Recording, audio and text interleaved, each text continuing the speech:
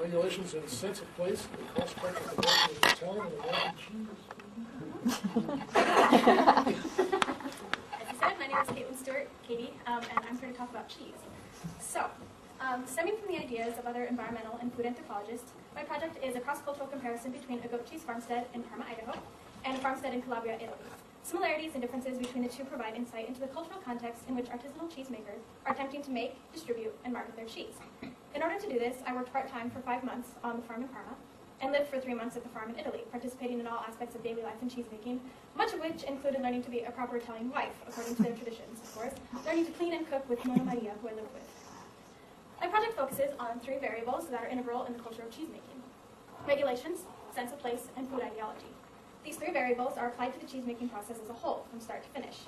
When I say cheesemaking process, I don't mean the process of making the cheese itself, but the process by which cheese is produced, starting with the land. For this presentation, I break this process down into 3 definitive aspects of the process: the cheese, the animals, and the land, on each of the 2 farms where I conducted my research. The first is Rolling Stone Shed, which is located in Parma, Idaho, over there. Idaho has a history of agriculture, and in the last century, dairy industry has flourished, and it is now actually 3rd behind Wisconsin and California.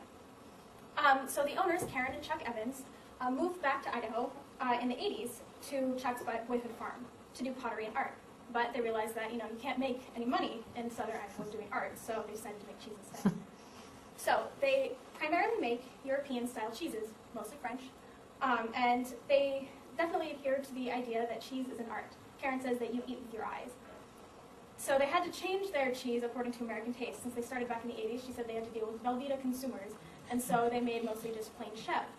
They've changed a little bit over the years, but they're kind of stuck in what they've been doing, and she wants to make more interesting cheeses in the future. Right now, she ships her cheeses to bigger cities where artisanal markets are more available, mostly like Portland and Seattle, but also across the country to New York.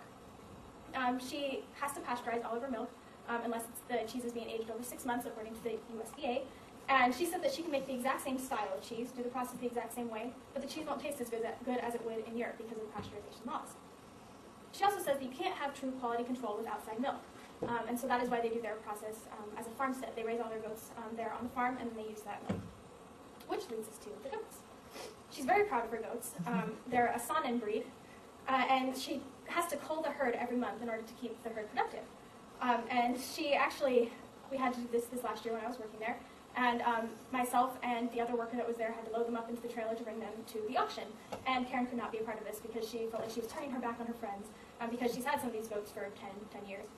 And so she thinks of them as friends, but she realizes that they are her livelihood. And so she just couldn't be a part of it, but she said she has to do it. It's either them or me, she said.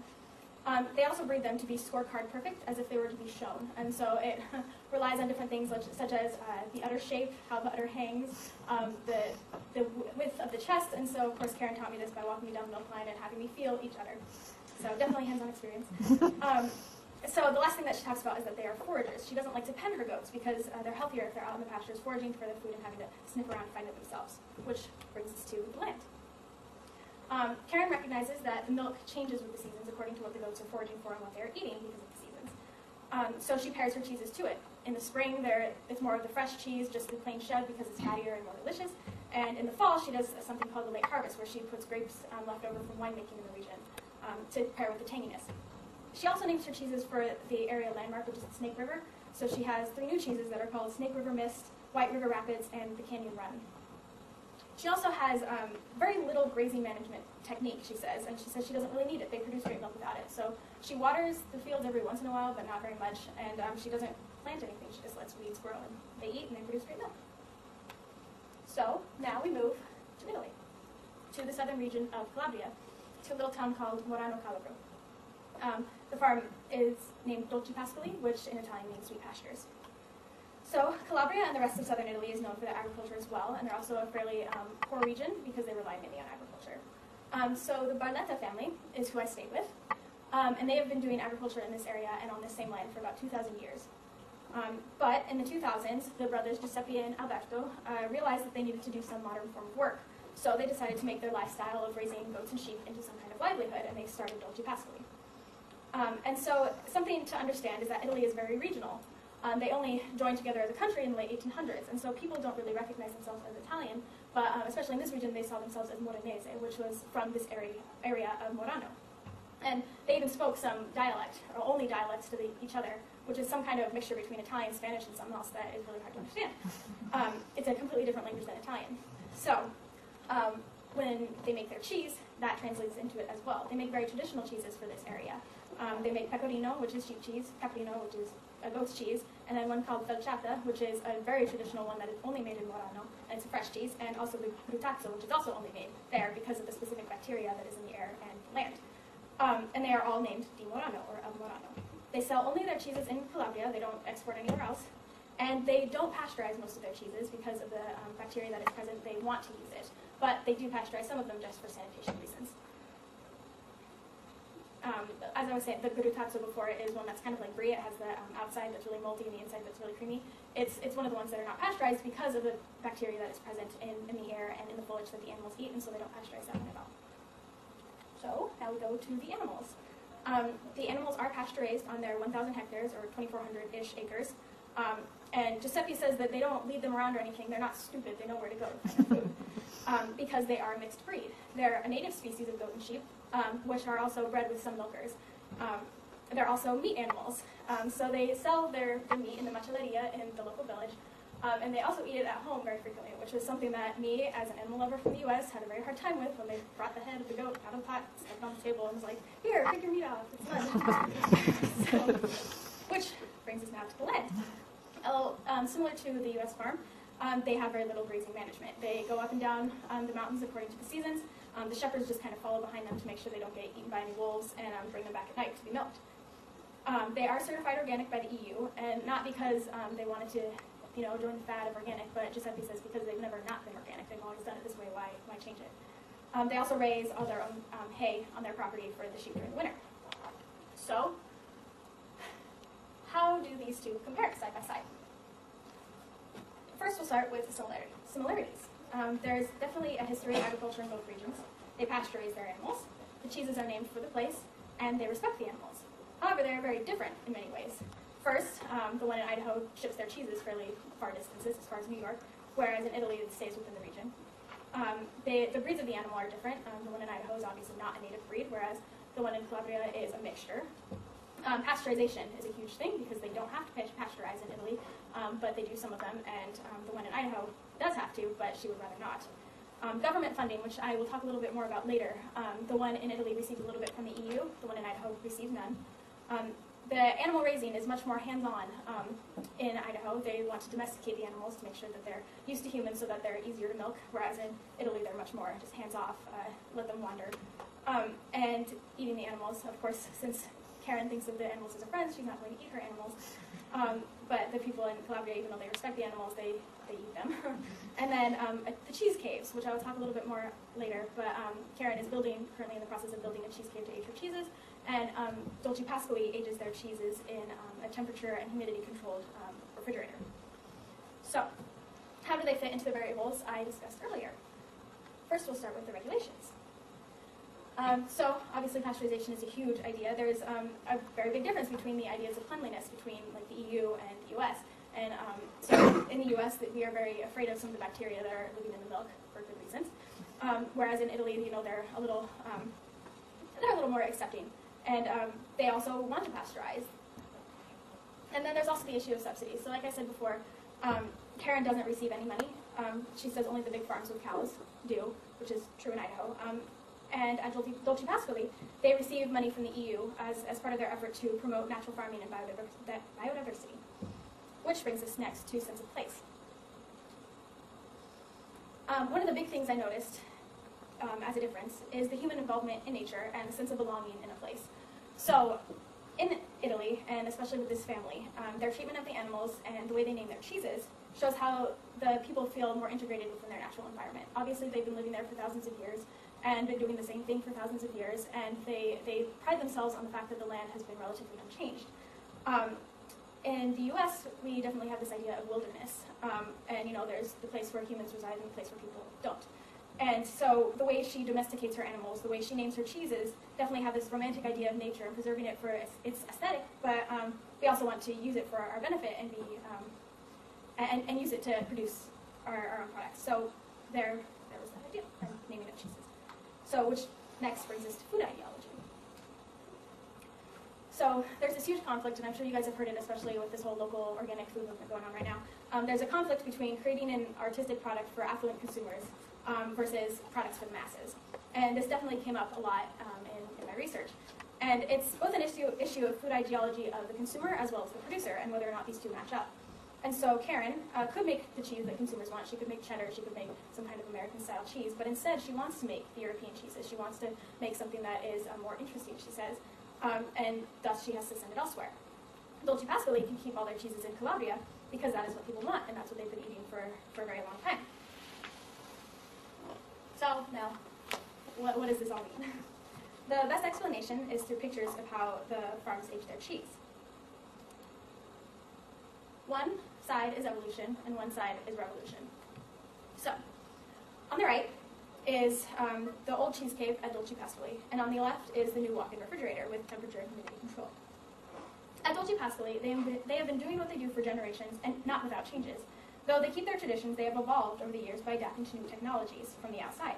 So globalization and industrialization is just one step in their overall story, so have adapted accordingly while maintaining what they consider important in their traditions. At Rolling Stone, they have a much bigger idea of revolution. So they have to adhere to all these modern ideas of cleanliness, and thus they use some modern technology.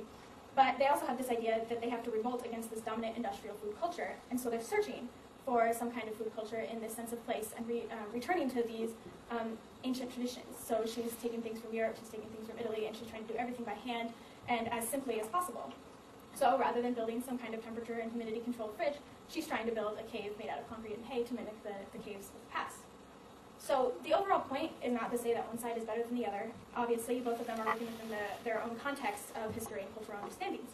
But in both reacting to this industrial power, they're opening this dialogue between each other. And so there's all these talks about how wonderful Italy is and how wonderful all these traditions are and how they've been doing this the same way for thousands and thousands of years, which is only half true. And then there's the story that the Americans are, these awful people who only eat hamburgers and French fries, because I got a lot of that when I was over there. And it's hard to explain, that's not all American food is. And so by opening this dialogue, as we both are fighting against this industrial food culture, we can learn a lot from each side, and we can bring everything together. So that's my presentation. Thank you. Questions? How did you persuade both groups to let you do all of this with them? What was their reaction? Well, it's pretty easy when you offer to work for free. So that's what I was doing. I was working part-time in both places. And actually, the Italian farm is part of an organization called WOOF, the Worldwide Opportunities at Organic Farms. And so I paid a little money to be a part of this organization. I went through a list of farms, and I chose them, and I said, hey, I'll come work if you let me live there. And they said, yes. So. Was the one in Idaho certified organic? No. She, one, she says it's too expensive to go through the whole process. And two, she says she tries to do things naturally, but she still gives her goats like vaccination because she'd rather they were healthy, she says, than organic. I was just wondering if I know a lot of farmers have a lot of tension with USDA and regulation. But I've met a farmer that's just said USDA certified organic ain't worth shit, and I was like, that's just a nice example of how tense that relationship is. Mm-hmm. Is there any of that in those Italian farms, or are they a little more freer because it's so traditional?